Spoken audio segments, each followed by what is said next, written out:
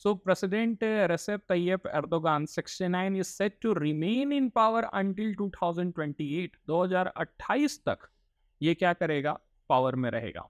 और ये इंडिया के लिए अच्छी बात है नहीं, क्योंकि ये क्या है, एक मुस्लिम कंजर्वेटिव सोच का एक पर्सन है, ओके, जो चाहता है, जो रूढ़िवादी है, थोड़ा सा ऑर्थोडॉक्स बिलीव को मानने वाला एक नेशनलिस्ट भी कह सकते हो, क्योंकि ये अपने देश के बारे में ज़्यादा सोचता है और देश को वो मुस्लिम आइडियोलॉजी के तरफ ले जाने में इसका बहुत बड़ा हाथ है, ठीक ना। तो जो तुर्की पहले बहुत ही ज़्यादा एडवांस हुआ करता था, जो तुर्की बहुत ही ज़्यादा मेंटल सोच का हुआ करता था, उसको पीछे सोच वाइज ले जाने में बहुत बड़ा इसका हाथ है, ठीक है।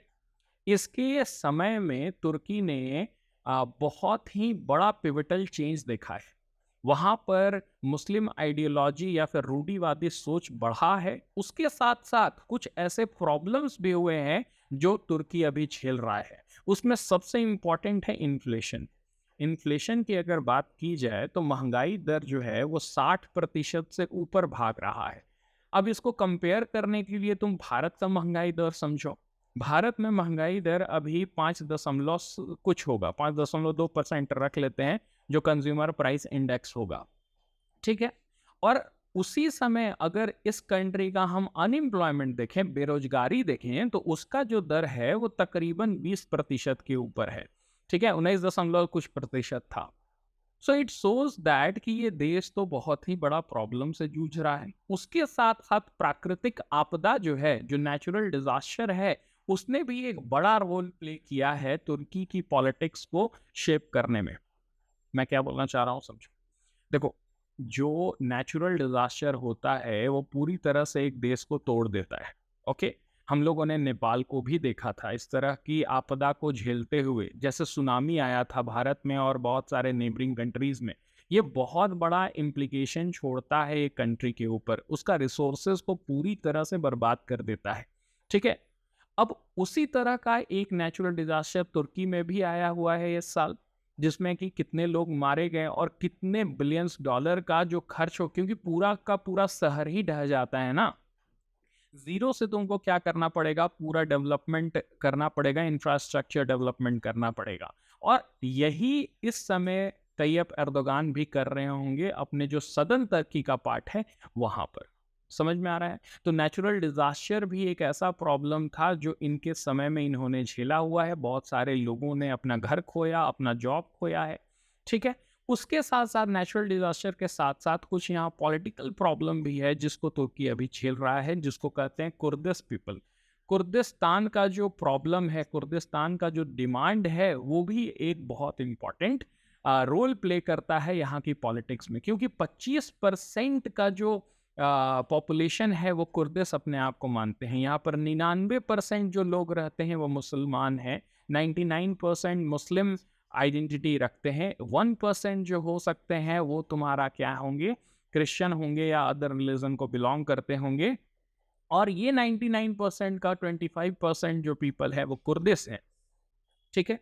अब कुर्दिश कौन है, क्या है, तुर्की के बारे में और भी कुछ पॉइंट समझेंगे, भारत के लिए किस तरह से तुर्की एक बहुत बड़ा रोल प्ले करता है, ठीक है। क्योंकि तुर्की क्या करता है ना, हमेशा इंक्लाइंड रहता है पाकिस्तान के तरफ। अब जब उसका इंक्लाइनेशन पाकिस्तान के तरफ रहता है तो वो क्या करता है, एक स्ट्रांग होल्ड और स्ट्रांग अपोजिशन क्रिएट करने में कामयाब रहता है भारत के खिलाफ। ये सारे जो कंट्रीज हैं ना, वो सिर्फ और सिर्फ इस्लामिक आइडेंटिटी के वजह से भारत को क्या करते हैं, नीचा दिखाने की कोशिश करते हैं, जबकि इन्हें ये बात पता होना चाहिए कि जितना मुसलमान यहाँ रह रहे हैं उससे भी ज़्यादा मुसलमान भारत में रह रहे हैं, ठीक है। तो ऑफकोर्स भारत के मुसलमान को ये जानने की ज़रूरत, और they don't need the support of any other country. वो इतना कैपेबल हैं कि वो अपने हक की लड़ाई भारत में लड़ करके, जीत करके, मनवा करके ले सकते हैं। So this are the very basic point जो कि ये सारे कंट्री को समझना चाहिए। थोड़ा सा मूव करते हैं इस आर्टिकल को, लाइन बाय लाइन समझते हैं। पर पहले यू कैन सी आउट ये तुर्की के बारे में। यहाँ पर 81 मिलियन पीपल रहते हैं, 99% जो है वो मुस्लिम है, 1% जो है वो चाहे तो क्रिश्चियन है, यहाँ पर ज्यूज हैं। देखो, ये ऐसा नहीं है कि गरीब देश है, G20 का ये मेंबर है और 17th लार्जेस्ट इकोनॉमी है इसकी, okay. Total GDP 820 billion dollar का है, लेकिन ये बहुत ही कम है क्योंकि भारत की जो इकोनॉमी है वो कितना है, 3 पॉइंट समथिंग ट्रिलियन की इकोनॉमी है। और उससे भी अगर नहीं कंपेयर करना है तो चाइना की इकोनॉमी समझ लो 17 पॉइंट समथिंग ट्रिलियन की इकोनॉमी है।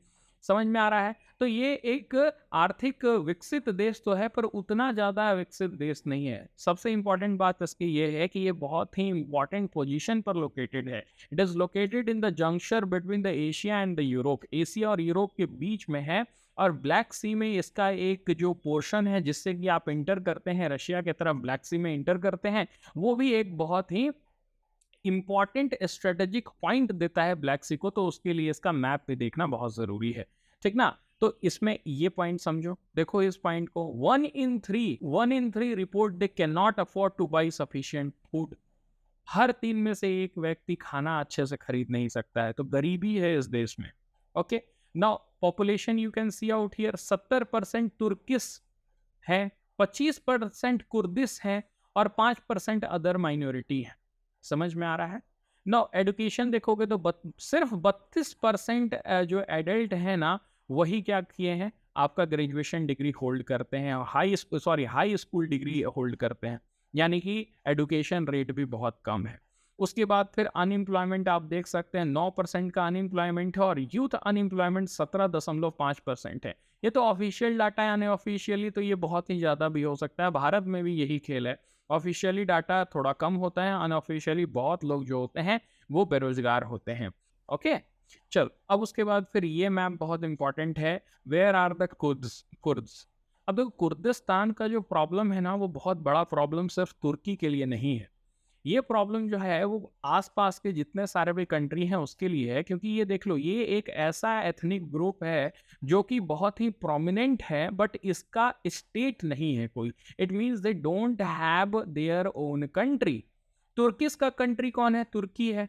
समझ में आ रहा है? तुर्किसों के लिए जो कंट्री है वो तुर्की है।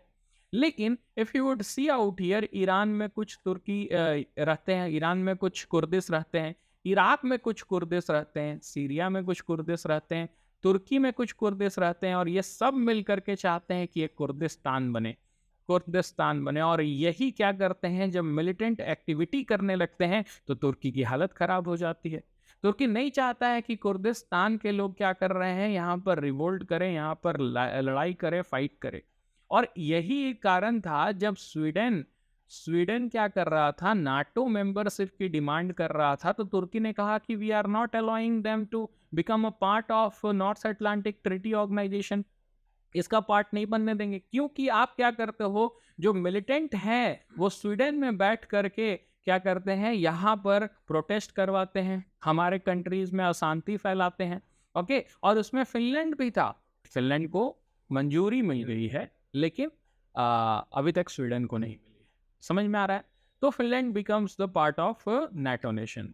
तो ये कुर्दिस्तान का जो मामला है वो बहुत ही ज़्यादा थोड़ा सा पेचीदा है।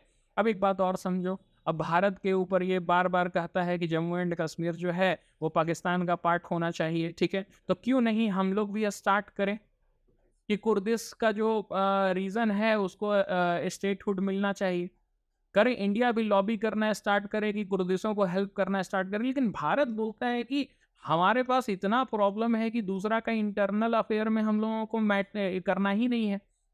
लेकिन तुर्की ऐसा मानता नहीं है। 30 साल से जो अपने आप को प्रेसिडेंट बना करके बैठा हुआ है, पहले प्राइम मिनिस्टर था, फिर संविधान चेंज किया, प्रेसिडेंट बना, पावर अपने हाथ में लिया। बहुत ही बड़ी कहानी है इसकी, ठीक है, एर्दोगान की। तो एर्दोगान जो है वो एक तरह का डिक्टेटर की तरह मोर ऑटोक्रेटिक रूल को अपनाए हुए है। समझ में आ रहा है? और ये जो है वो चैलेंज करता है वेस्टर्न, ये जो तुम्हारा इलेक्शन हुआ है ना, इससे वेस्टर्न नेशंस खुश नहीं है। मतलब कि जो भी यूरोपियन नेशन है या अमेरिका है, ये सब खुश नहीं है कि एर्दोगान जीता है, लेकिन रशिया खुश है। क्यों? क्योंकि जो एर्दोगान है उसके पास पावर है, वो इतना पुराना लीडर हो गया है कि वो इन लोगों को क्या कर सकता है, जवाब दे सकता है। ये बात समझ में आ रही है तुम्हें? ठीक है, तो एर्दोगान अपने देश के लिए या फिर वेस्ट नेशन के लिए एक प्रॉब्लम है, लेकिन ईस्टर्न नेशंस के लिए, जैसे रशिया हो गया, चाइना हो गया, पाकिस्तान हो गया, इन लोग के लिए एक बेनिफिट है। ठीक है, इंडिया के लिए क्या है? इंडिया के लिए प्रॉब्लम है। इंडिया नहीं चाहता है कि एर्दोगान वहाँ पर बना रहे। मोर प्रोग्रेसिव कोई नेता आता जो कि सिर्फ धर्म के हिसाब से नहीं सोचता, सिर्फ धर्म के ढांचे में वो इंडिया को नहीं देखता कि यहाँ पर हिंदू मेजोरिटी में है, वो डेवलपमेंट के हिसाब से देखता। भारत और तुर्की बहुत चीज़ कर सकते हैं एक साथ। ऐसा नहीं है कि बहुत सारे जो मुस्लिम कंट्री हैं उनके साथ हमारा रिलेशनशिप खराब है। हर एक कंट्री के साथ हमारा रिलेशनशिप बेहतर है, चाहे कोई भी वेस्ट एशिया कंट्री तुम उठा के देख लो, यूएई देख लो, तुम सऊदी अरेबिया देख लो, हमारा जो रिलेशनशिप इराक के साथ है वो बेहतर है, ईरान के साथ बेहतर है। ईरान के साथ उतना बेहतर नहीं हो सकता है बिकॉज ऑफ द सैंक्शन, ठीक है। लेकिन लेकिन हमारा वेस्ट एशियन नेशन के साथ बहुत ही अच्छा रिलेशनशिप रहता है। ये थोड़ा सा तुर्की जो है ना वो क्या करता है, पाकिस्तान के साथ मिल करके हमें हर उस मौके पर नीचा दिखाने की कोशिश करता है जहां पर जम्मू एंड कश्मीर का मुद्दा आता है। तो हमें भी क्या करना चाहिए, उसके इंटरनल अफेयर में मेंड करना चाहिए। हमें क्या करना चाहिए, अगर तुर्की को तुम्हें शांत करना है तो 3-4 पॉइंट याद रखो। पहला, मुद्दा उठा दो कुर्दिश का। दिमाग से खेलोगे तो तुर्की का दिमाग ठीक हो जाएगा। दूसरा, ग्रीस को मदद करो जहां तक हो सके, उसका ऑयल एक्सप्लोरेशन में भी मदद करो, ठीक है। तेल खोजो उसके साथ मिलकर के। तुर्की के कुछ ऐसे रीजन है जहां पर ग्रीस के साथ मैरीटाइम बॉर्डर लगता है, ठीक है, समुद्री बॉर्डर लगता है, और उसके साथ साथ वहां पर ऑयल मिलने की संभावना बहुत ज्यादा है। और तीसरा, साइप्रस को सपोर्ट करो, यूनाइटेड साइप्रस की बात करो, ठीक ना। बोलो कि जो नॉर्दर्न साइप्रस को उन लोगों ने कब्जा करके रखा हुआ है उसको क्या करना है, आजाद करना है, उसको एक सिंगल साइप्रस घोषित करना है। 2 नेशन थ्योरी नहीं चलेगी, समझ में आ रहा है। 2 नेशन में बांटना नहीं है साइप्रस को। साइप्रस सिंगल रहेगा, एक कंट्री रहेगा, उसमें क्रिश्चियन और मुस्लिम पॉपुलेशन दोनों एक साथ रहेंगे, जो कि भारत की थॉट है, भारत का बिलीव है। ये बात समझ में आ रहा है, ठीक है। ये जो समझते हैं कि अलग अलग रह के बहुत बेहतर करेंगे, वो पाकिस्तान को देख के तो लगता नहीं है कि बहुत ही बेहतर कर रहे हैं क्या पाकिस्तानी बहुत बेहतर? ऑफ कोर्स नहीं कर रहे हैं, आटा के लिए एक दूसरे की जान ले रहे हैं। ये सारे बात समझ में आ रही है। तो तुर्की ऐसा नहीं है कि बहुत ही ज़्यादा मतलब उसका सारा प्रॉब्लम कंट्रोल में है, ऑफ कोर्स नॉट, ठीक है। तो भारत को इस डायरेक्शन में मूव करना चाहिए, और भारत करता भी है जयशंकर के आने के बाद। सो ये सारे पॉइंट याद रखना, और जो भी मैंने बोला है, चाहे वो कुर्दिशों के बारे में है तो कुर्दिश के बारे में नोट्स बनाओ। जब मैं बोल रहा हूँ कि ग्रीस के बारे में, तो ग्रीस और तुर्की का बॉर्डर देखो कहाँ लगता है।